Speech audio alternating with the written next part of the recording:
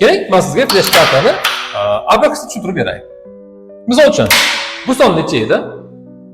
51. Bunisi 25. Bunisi 3. Mana bunisi 10, 20, 25, 26, 27, 28, 29 deb ataysiz. Mana shunday. Bundachi 40, 45, 46, 47. Xo'p, bu holatdachi 52. Mana bundachi 67. Raqamlarni abaksda ko'rib va xayolan xuddi mana shunday abaksdagi toshlarni surishingiz kerak.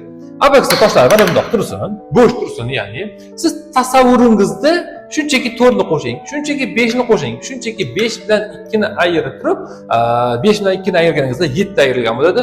Javob 2 ni hosil qiling. Tasavvuringizni o'zida. Keyin xuddi shu amalni mana bu yerda bajarasiz. Keyin bu tomonda bajarasiz. Va sekin-sekin sizni tasavvuringiz moslashishni boshlaydi. Va siz tasavvurda hisoblashga o'tkazishni bitta bosqichini ko'rib oldingiz. Aslida olganda buni 13 xil usuli bor. 13 xil usuldan biz hozir sizga bitta foydali qismini ko'rsatdik. Demak, darslarimiz davomida inshaalloh qolganlarini ham qisman ko'rsatib boriladi. Asosiy darslarni ko'proq biz jonli darslarda o'tamiz. Video darslarni biroz qisqa bo'lishiga harakat qildik. Demak, tushunmagan joylaringizni darsni qaytadan ko'rib turib tushunib olishingiz mumkin. Keyingi darslarda uchrashguncha, xayr.